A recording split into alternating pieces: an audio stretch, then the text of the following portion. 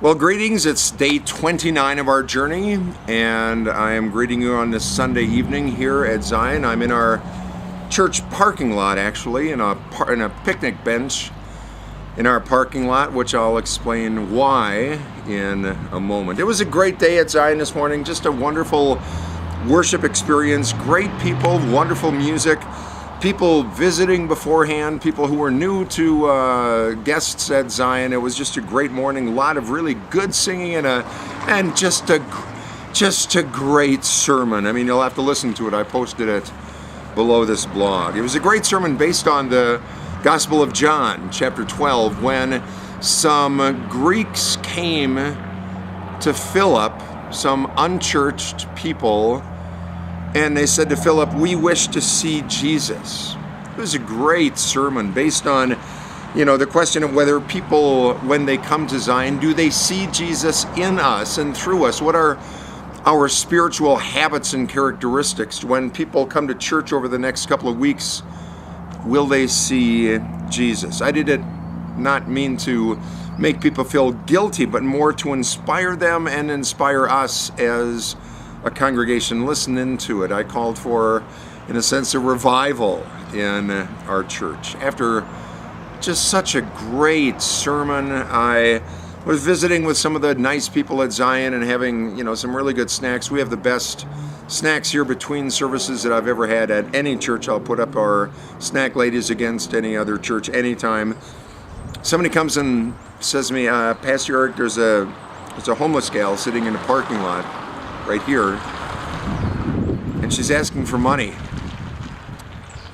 And I thought to myself, oh shoot, that's the last thing I want to deal with today. I mean, you deserve a break today. You just preached a good sermon about people seeing Jesus in you and in the church and all that stuff, and then you have to be bothered with somebody after church. I just wanted to go home, and well, we had a great day in church, great people, good music, great children's sermon, and talked about reaching out to the community. And the last thing I wanted to do after preaching a nice sermon was to go out and talk to somebody.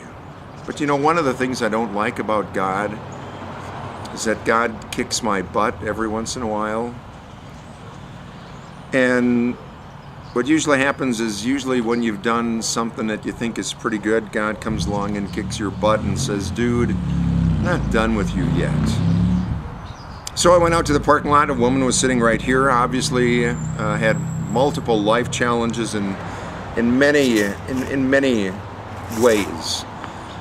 We talked for a little bit, and she had just a darling little dog, black and brown, and maybe 10, 12 pounds, and just a little fun little dog. And I said, "Hey, that's a really cute dog. What kind is it?" And she said, "Oh, it's a mix." And I said, "Yeah, what kind of mix?" And she says, "A mix between a Doberman and a Chihuahua." Doberman, I didn't want to think about it. So she said she needed $15 for a fan belt for her car. She had a bag that had the torn up fan belt in there, and she said all she needs is $15 to be able to have somebody else install it and go home. And I knew she really needed it, and it was degrading for me to think I had even questioned going out and talking to her.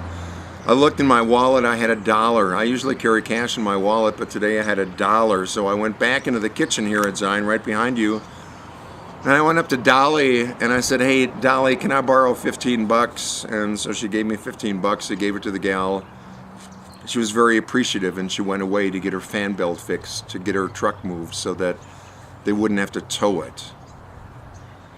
And then when I was reading through the devotion for today, I remembered that we're dealing with this question for who's greater, the one who sits at the table or the one who serves. And I thought, man, it's so much easier to want a place at the table, and so much more fun having people serve you and do things for you. Wouldn't you want it that way? But in this beyond question world, in this time of deepening discipleship, on this transformative journey through Lent, when Jesus asks questions as a methodology for deepening discipleship, being served at the table and coming to our nice, comfortable churches where you get fed but you can avoid feeding, well, that's missing the point.